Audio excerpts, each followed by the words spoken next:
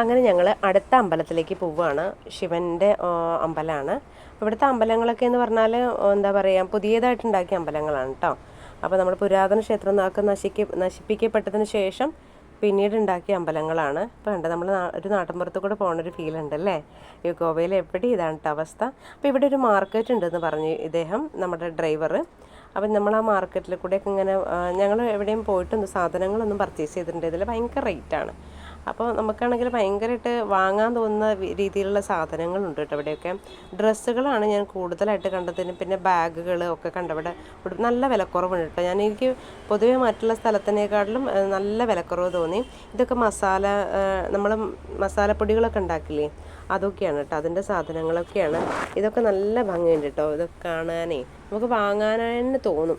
പക്ഷെ ഞങ്ങൾ അങ്ങനെ അധികം പർച്ചേസിങ് നടത്തിയിട്ടില്ല. കാരണം ഇങ്ങനെ ട്രിപ്പൊക്കെ പോകുമ്പോൾ പർച്ചേസിങ്ങിലൂടെയാണ് കുറേ പൈസ ചിലവാകുക.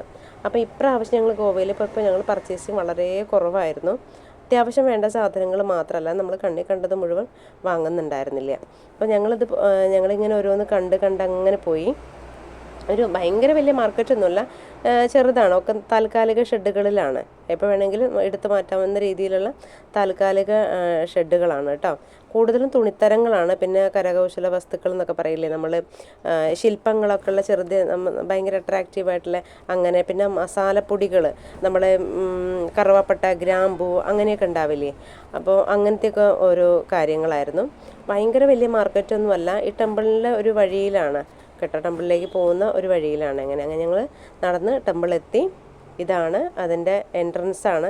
എൻട്രൻസ് ചെല്ലുമ്പോൾ അവർ കുറേ പൂവൊക്കെ വെച്ചിട്ട്, ഇതൊക്കെ കൊടേൻ്റെ അടിയിൽ കണ്ടില്ല, കുറച്ച് ചേച്ചിമാർ പൂവൊക്കെ വെച്ചിട്ട് ഈ അമ്പലത്തിലേക്കുള്ള പ്രസാദമാണ്. ആ തട്ടിലാക്കിയിട്ട് പഴമൊക്കെ ഉണ്ട്, ആ തട്ടിലാക്കിയിട്ട് വെച്ചിരിക്കുകയാണ്. പിന്നെ കയറുന്നിടത്ത് തന്നെ പശുക്കളുണ്ട് കേട്ടോ. ശിവൻ്റെ അമ്പലമായതുകൊണ്ടാണ് തോന്നുന്നു പശുക്കളുണ്ട്. നമ്മൾ തൊട്ട് കഴിഞ്ഞാലൊന്നും അവർ നമ്മളെ ഒന്നും ഉപദ്രവിക്കൊന്നുമില്ല.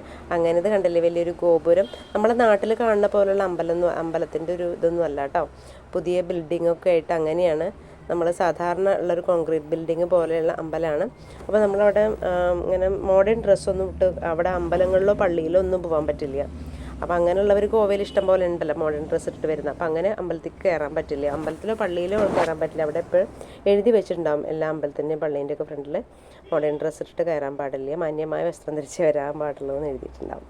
മോഡേൺ വസ്ത്രം എന്നല്ല, മാന്യമായ വസ്ത്രം ധരിച്ചിട്ട് വരാൻ പാടുള്ളൂ എന്നുണ്ടാകും. അപ്പോൾ അങ്ങനെയുള്ളവർക്ക് കയറണമെന്നുണ്ടെങ്കിൽ ഒരു മുണ്ട് വാങ്ങിയിട്ട് ഉടുത്തിട്ട് കയറാം.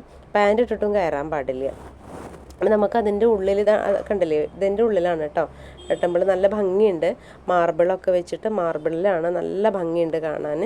അപ്പോൾ നമുക്കത് അവിടെ എന്താ പറയുക, അതിൻ്റെ ഉള്ളിൽ വീഡിയോ എടുക്കാനൊന്നും പാടില്ല. അപ്പോൾ അതുകൊണ്ട് വീഡിയോ എടുക്കാൻ പാടില്ല എന്നുള്ളിടത്തൊന്നും ഞാൻ വീഡിയോ എടുത്തില്ല. വേണമെങ്കിൽ നമുക്ക് ഫോൺ ഒളിപ്പിച്ച് വെച്ചിട്ടൊക്കെ എടുക്കുകയൊക്കെ ചെയ്യാം. പക്ഷെ ഞാൻ അങ്ങനെ ചെയ്തില്ല.